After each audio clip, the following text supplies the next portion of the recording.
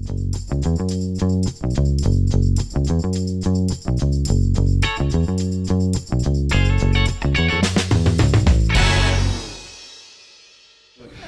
me ask about the visual components. Once these guys came up with the script, let's talk to some of the visual team. Hand the mics down and speak to Guy for one, and to Tom. What was Tell me about your reaction once the basket of assignments was handed to you. Well, I inherited this from John Meyer, who did the first film, and actually Brian sort of owned my career. He gave me this break. It was my first production design job in a feature film, and it was quite a task. Wow. Tell me about what the assignment was like. What were you thinking when you first realized how much did you have to do?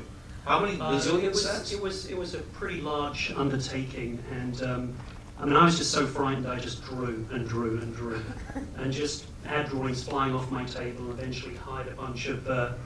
I come from an illustration background in town. I've worked for a lot of directors as an illustrator, which is how I met Brian. And I ended up passing out a lot of thumbnail sketches, getting some of the best people around to visualize this, and then surrounding myself with people who were a lot older and wiser than me in terms of building sets. And that was my sort of fortress of solitude, so to speak, that kept me safe, while I was trying to build all this stuff. So. A metaphor, not entirely inapt, but we'll get back to that later. Let me ask about, didn't you design and end up having to oversee the building of the biggest set in, Canadian history or some such thing? Yeah, that was Stryker's Base, which you sort of saw at the last third of the film. It was pretty huge, and we came about this by finding this rather large industrial space. Brian and I had been looking at it for another project which we'd been working on, and it hadn't been used for a studio prior to our arrival in Canada. But it just sort of suited Brian's needs in terms of laying out this extraordinarily huge base. It sort of encompassed all the story points that he needed and allowed him and Tom to basically roam through this network of corridors without necessarily having to move from different stages. They could do everything in one space, which I think is pretty important for them.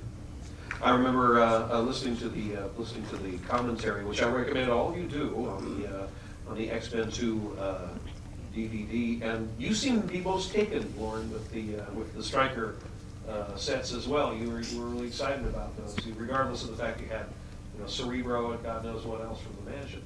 Why so? I think my favorite set is the Weapon X set, where Wolverine comes in, because of the way the guy created it. It had great depth. The drawings in the back. If you notice, the columns are just sort of like a quarter of the size, it just sort of end, it's a quarter of the column and it ends at the top of the frame, which makes the eye think that they're going all the way up.